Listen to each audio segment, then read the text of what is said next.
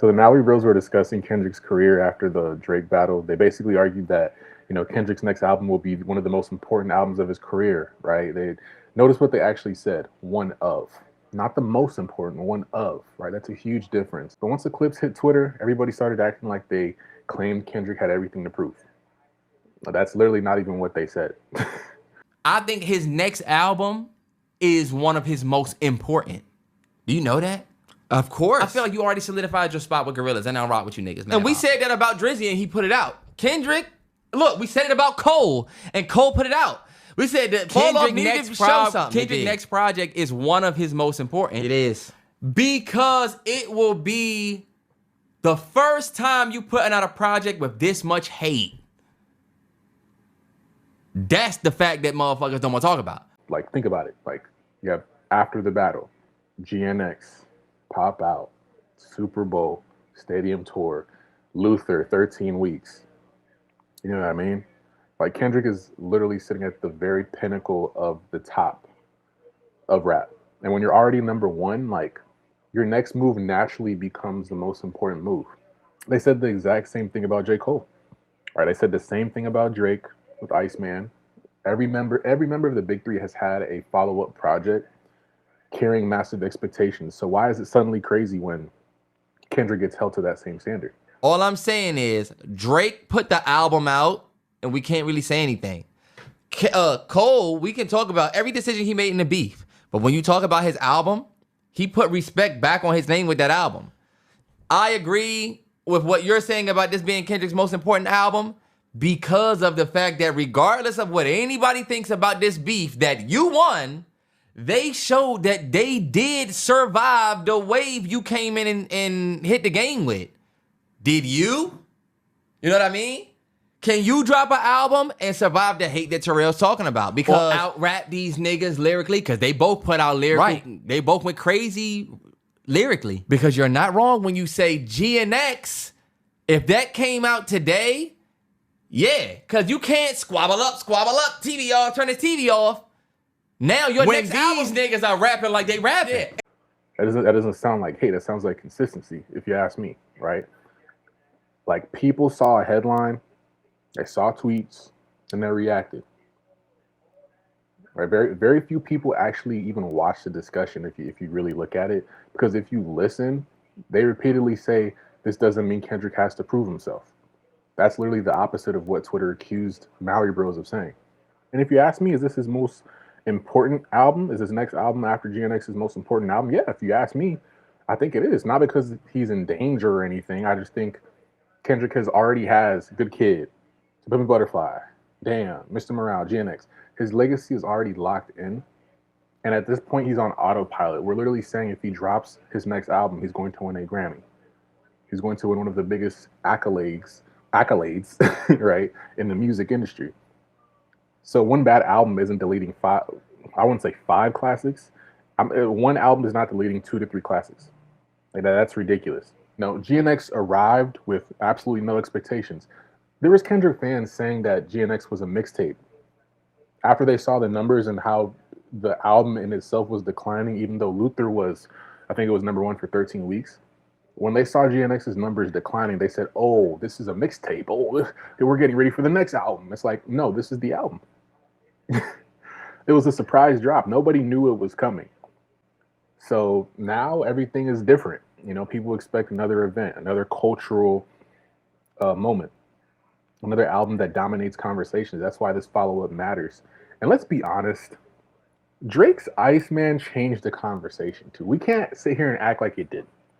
People were saying Drake was finished after the battle. Then he drops an album, and suddenly everybody's debating where it ranks in his catalog. So if Drake had pressure, why wouldn't Kendrick? J. Cole had pressure to drop. Did he capitalize on that? Did he really succeed in that? That's up to your interpretation. Yeah, and you said fuck them. And a lot of y'all feel like since he did his thing, he don't got to worry about them. But y'all, the unfortunate thing is he does. And his fans do. And that's the thing.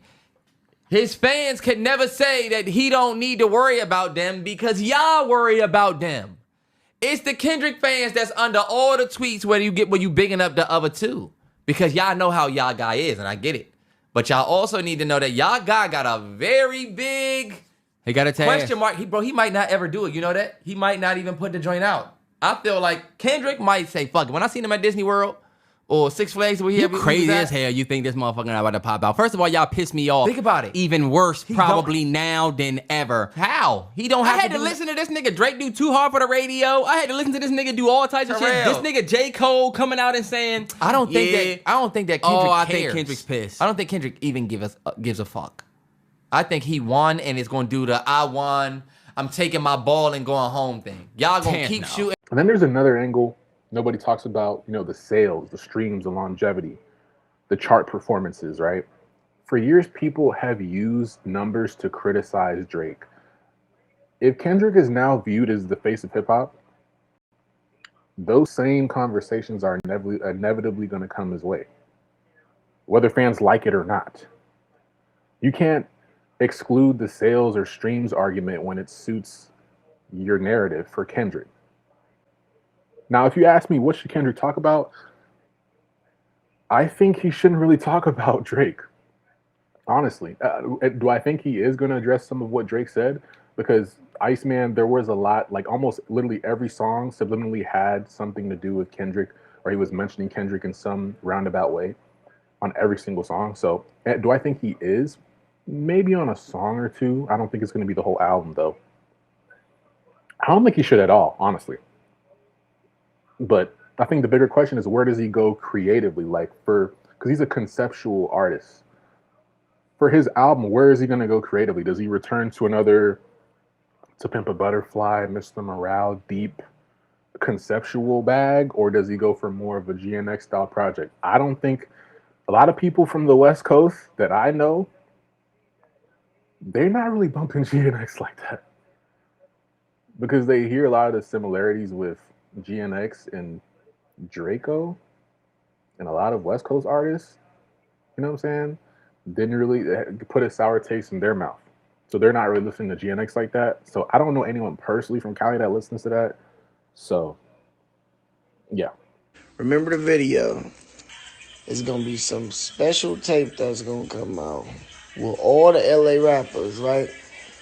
And the only person that's going to be missing is me.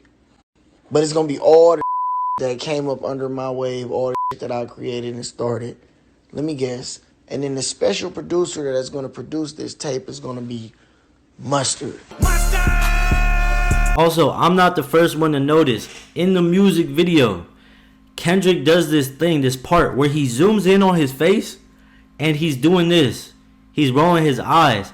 And for you guys who may not know Draco, this is not like an LA thing. Like LA dudes don't roll their eyes. Kendrick is not paying homage to LA. This is a Draco thing. Draco is known for rolling his eyes, and like it was like a signature thing for him. And to see Kendrick Lamar doing that tells me that he knows exactly what he's doing, bro. I actually think the smartest move is, again, not to talk about Drake at all.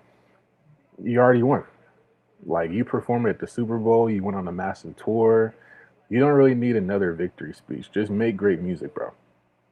At the end of the day, like, I think the Mallory Bros got cooked for a take they didn't even make. Like, people just took their take way out of context. They never said Kendrick's career depends on this album. They never said his legacy disappears. They simply said, after everything that's happened, this is one of the most important moments of his career. Because you can argue To Pimp a Butterfly was probably more important than GNX, or is probably more important than whatever he drops after GNX. Because that was like right around the time Donald Trump was about to be president. It was coming off Good Kid, Mad City, arguably undeniable classic. I think that's a reasonable take. Let me know what y'all think. Y'all think Kendrick's next album is one of the biggest moments of his career, or do you think Twitter completely overreacted to the Mallory Bros? If you enjoyed this video, make sure you hit that like button, subscribe, all that good stuff. It's your boy Wordu. I'm out.